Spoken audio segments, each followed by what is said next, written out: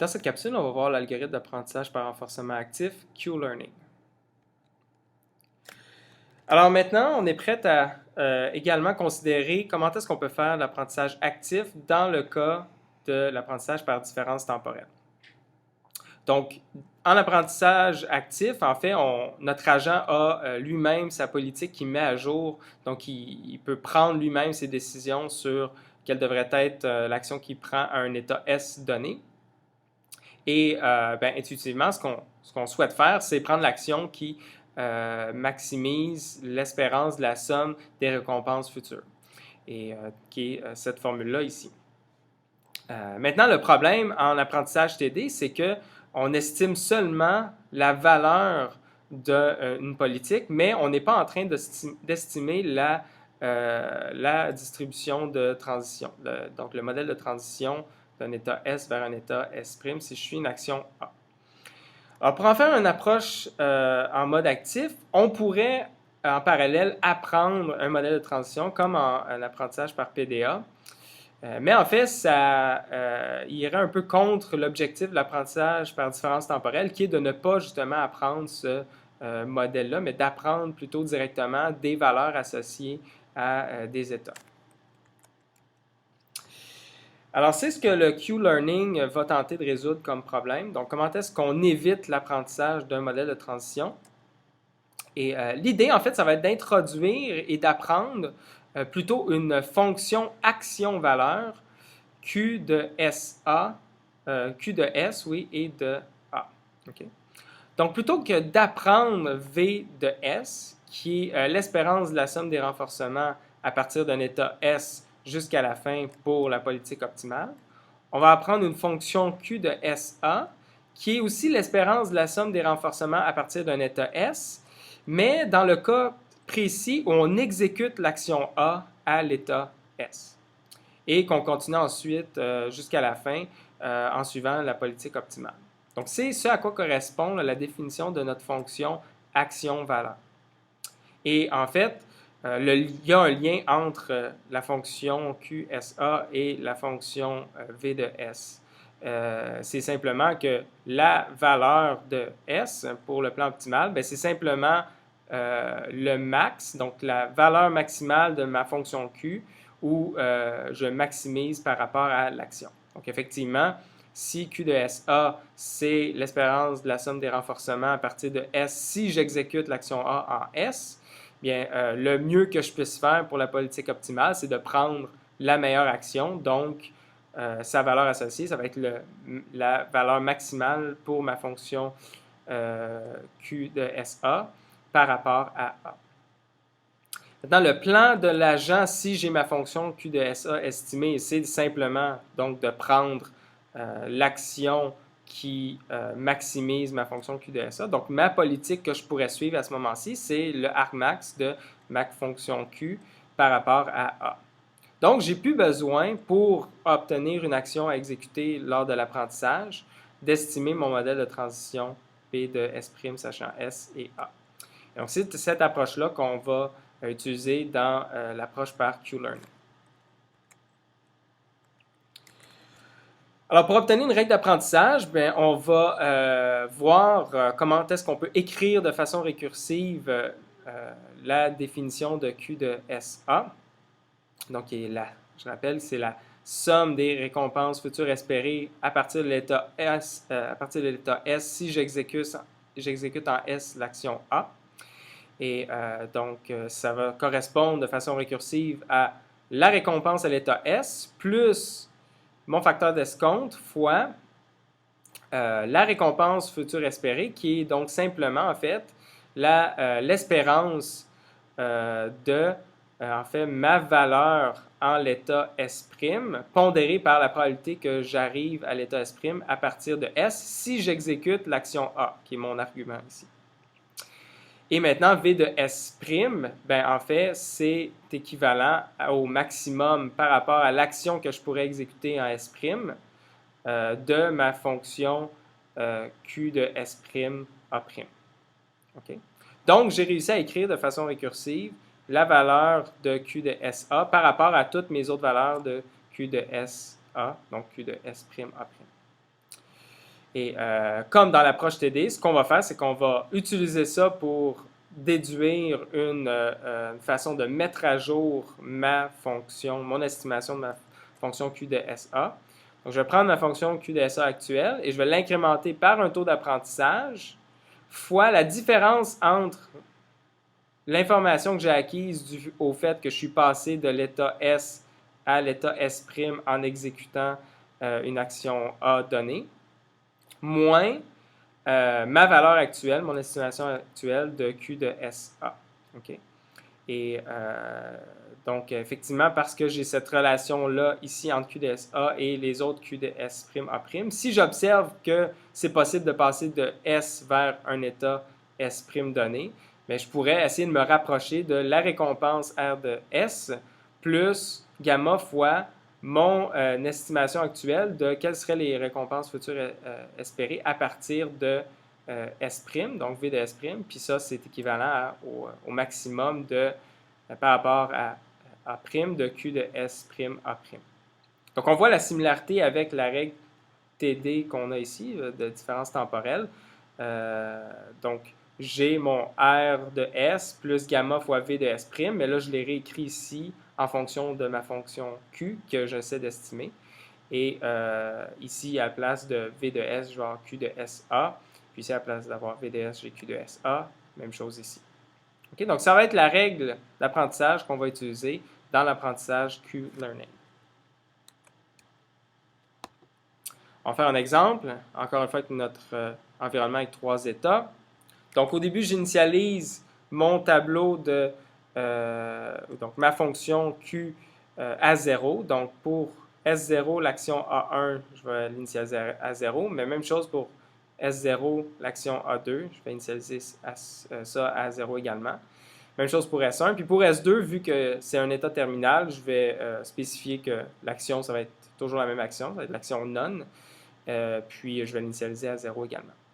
Je vais utiliser comme taux d'apprentissage 0.5, puis un taux d'escompte 0.5 également, juste pour cet exemple-ci. Donc, c'est des valeurs pré-spécifiées. Il n'y a pas de raison particulière pour utiliser ces valeurs-là ici. Alors, au tout début, disons qu'on commence la simulation. J'arrive à l'état de départ S0, j'ai une récompense de moins 0.1. Et dans ce cas-ci, en fait, on ne fait rien. On va tout simplement se rappeler qu'on a été au début à l'état S0, puis on a eu la récompense à ce moment-là de moins 0.1. Et donc, on ne peut pas faire de mise à jour parce qu'on a besoin de choisir c'est quoi l'action que je vais prendre à l'état S que je n'ai pas choisi encore. Donc, c'est la première chose que je vais faire. Je vais choisir quelle action que je vais exécuter en S0. Et l'idée, c'est ici de prendre le argmax de Q de S0 A1 ou Q de S0 A2. Dans ce cas-ci, j'ai initialisé les deux à 0. Donc, arbitrairement, je vais choisir A2. J'aurais pu choisir A1. Dans ce cas-ci, j'ai décidé de choisir A2. Je prends l'action A2 et là, j'observe que ça m'amène à l'état S0. Et là, ce que je vais faire, c'est que je vais mettre à jour ma fonction Q en l'état S0 et en supposant que j'ai pris l'action A2 selon ma formule de mise à jour du Q-Learning.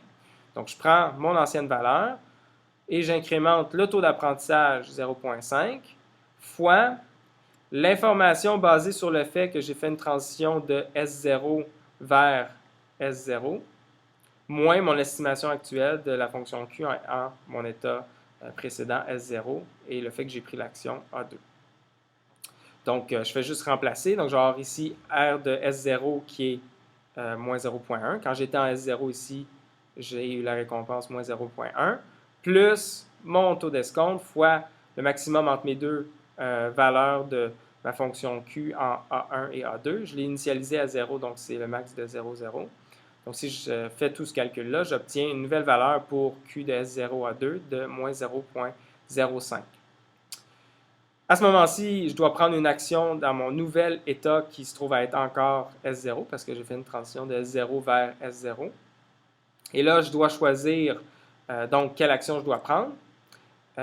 Donc, je fais encore le argmax entre Q de S0 à 1 et Q de S0 à 2. Mais maintenant, Q de S0A2, c'est égal à moins 0,05. Donc, dans ce cas-ci, en fait, je vais avoir un changement dans ma politique. Je vais plutôt choisir l'action A1 en l'état S0, quand avant, j'avais choisi l'action A2. Maintenant, mon action A1, on suppose que ça, dans ma simulation, ça me fait passer de S0 à S1. Donc maintenant, je peux faire une mise à jour de ma valeur de ma fonction Q à l'état S0 et l'action A1, qui est l'action précédente que j'ai prise, que je viens de prendre. Donc encore une fois, je vais la mettre à jour en incrémentant par alpha fois l'information liée au fait que je suis passé de S0 à S1 et ma valeur actuelle. Donc là, ici, je dois comparer c'est quoi la valeur de ma fonction Q en S1 si je prends l'action A2 ou l'action A3 et je prends le maximum. Parce que si les deux sont à 0, donc ça va donner 0 de toute façon. Donc ma nouvelle valeur de Q de S0 à 1, ça va être, si je fais le calcul, moins 0,05. Et là, maintenant, je suis à l'état S1, je dois prendre une décision. Je fais le arcmax entre Q de S1 A2 et Q de S1 A3. Donc c'est A2 et A3 parce qu'en S1, les actions possibles, selon mon environnement, c'est soit l'action A2 ou l'action A3. Les deux ont été initialisés à 0, donc arbitrairement, ici, je vais choisir A2. Avec l'action A2, ça m'amène à passer dans ma simulation à S0. Et donc là, maintenant, je peux mettre à jour ma valeur de ma fonction Q en S1 pour l'action A2 avec la même formule qu'avant. Donc, j'utilise le fait que j'ai observé une transition de S1 vers S0. Donc ici, je vais comparer cette valeur-là ici avec mon estimation actuelle.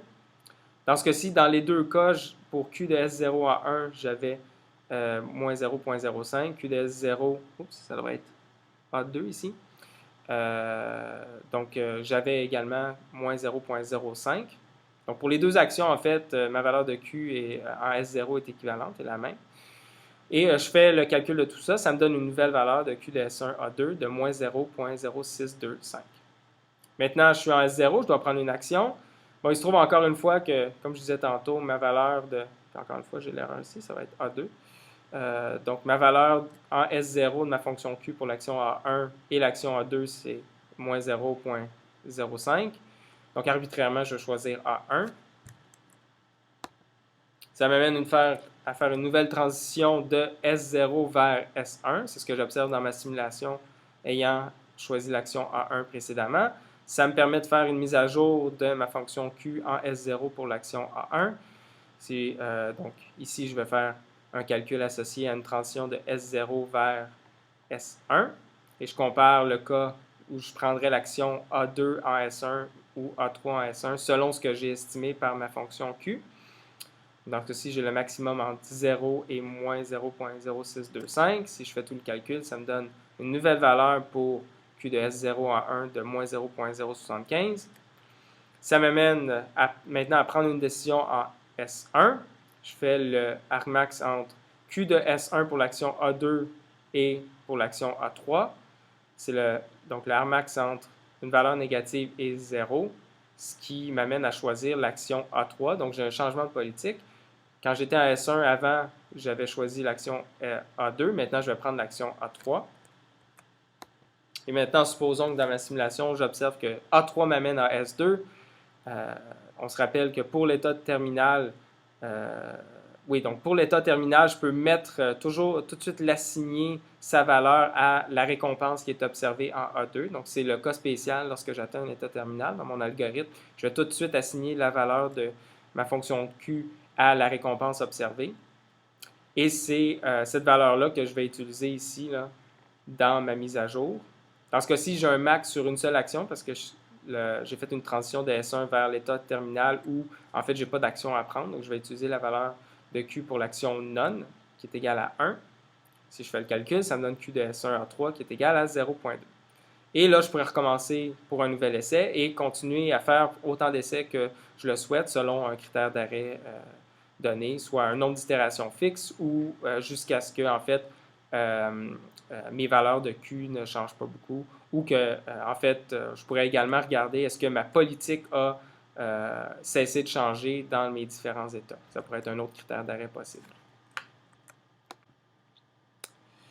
Maintenant, encore une fois, on peut avoir le problème on a encore le dilemme en fait d'exploration versus exploitation. Donc, imaginons que j'aurais pu prendre également une action A4 qui m'aurait mené à un état S3 et qu'à cet état S3-là, j'ai une récompense associée de 1000. Okay? Maintenant, puisque Q de S1 A4 est égal à 0. Donc, ça, c'est l'action A4 qui m'aurait mené à un état S3. Donc, à l'initialisation, j'aurais initialisé la valeur de QS1 A4 à 0. Et puisque dans mon essai, j'ai mis à jour Q de S1 A3 à une valeur qui était plus grande que 0, bien, ça ferait que l'approche vorace, à chaque fois qu'elle arriverait à S1, elle n'explorerait jamais l'action A4, donc n'explorerait jamais l'état S3. Donc, on a aussi ici un problème avec un problème potentiel de manque d'exploration. Donc, l'adaptation pour contrôler cette balance entre l'exploration et l'exploitation dans le Q-Learning, ça va correspondre tout simplement à, lorsque je fais le choix de mon action, d'appliquer ma fonction d'exploration ici, qu'on voit. Donc, sur ma valeur de ma fonction Q, plutôt que de faire le argmax par rapport aux actions sur ma fonction Q directement, je vais la passer à travers ma fonction d'exploration où je vais considérer, entre autres, le nombre de fois que j'ai atteint l'état S' et que j'ai fait une action potentielle A'. Donc ça va me permettre d'augmenter artificiellement la récompense future espérée associée à être à l'état S' et faire l'action A'. Donc, ça me permet de l'augmenter artificiellement pour essayer quelquefois de faire toutes les différentes actions possibles, ou le nombre de fois que je vais faire cette action-là va être associé là, au seuil NE que j'avais noté NE dans ma fonction d'exploration. Donc ça, c'est comme ça qu'on va pouvoir introduire la notion d'exploitation et d'exploration, donc contrôler cette balance-là dans l'algorithme de Q-Learning.